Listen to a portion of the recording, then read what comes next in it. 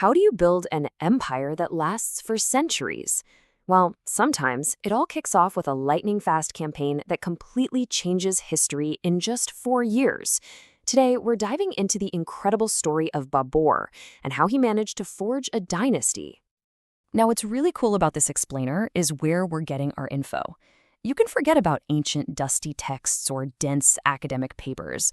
Our entire guide for today's deep dive is this: a single page of handwritten notes. It's kind of amazing, right? How much history can be boiled down into just a few clear lines. So this is the big question we're tackling.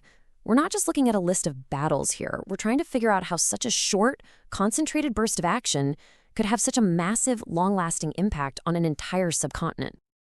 Every huge story has a starting point, and for the Mughal Empire in India, that story begins on the road to a battlefield called Panipat. This is where one man's massive ambition was about to collide head-on with an established power. And this quote from our notes, it just cuts right to the chase. This was the ultimate prize, the whole reason for the entire campaign. Everything Babur was doing was aimed at this one single monumental goal: to establish his own dynasty.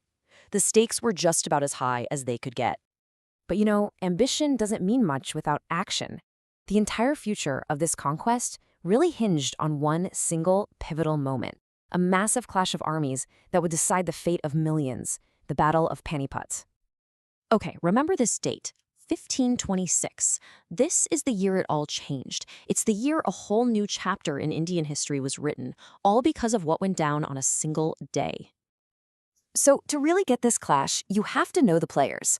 On one side, you've got Babur, the ambitious challenger leading an invading force. And on the other, you have Sultan Ibrahim Lodi, the defender, the ruler of the powerful Delhi Sultanate. It's a classic setup, right? The powerful incumbent versus the determined newcomer. And this just sums up the outcome perfectly. The First Battle of Panipat wasn't just some regular win. It was the decisive victory. It completely shattered the existing power structure and created the exact opening Babur needed to start laying the foundation for his own new empire. But winning one battle, even a huge one, doesn't get you an empire. The victory at Panipat was really just the opening move. What came next was a rapid-fire campaign to lock down that power and crush any opposition that was left. And this is the part that's just, honestly, it's astounding. All of this happened in just 4 years. It was a total blitz, a relentless push to turn that one big win at Panipat into a stable, recognized territory that he controlled. Our source notes lay out a strategy almost like a checklist. He just systematically took down his key rivals. First up, Rana Sangram Singh of Mewar, check. Then Medina Raya, a powerful Rajput king, check. And finally, he even defeated Ibrahim Lodi's own brother, Muhammad, snuffing out the last real hope for the old dynasty. It was incredibly methodical, and man, was it effective. And his campaign was absolutely relentless. Panipat was huge, of course, but key victories at places like Kanwa and Gogra were also crucial. Each one of these wasn't just another win. They were strategic moves that dismantled whatever resistance was left and cemented his grip on northern India. So, after 4 years of nonstop campaigning, what was the final result? This wasn't just about grabbing land, it was about building something that was gonna last. And here we are, right back to our source. Look at that final line. He established Mughal rule over a large area in North India.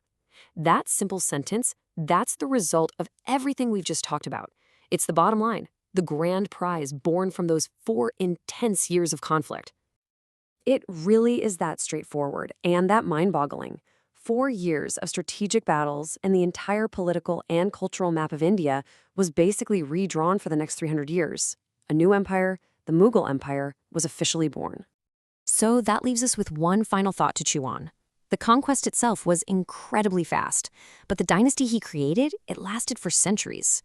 Which really makes you wonder, is the lightning-fast victory the hardest part, or is it the slow, grinding work of making an empire actually stick around? What do you think?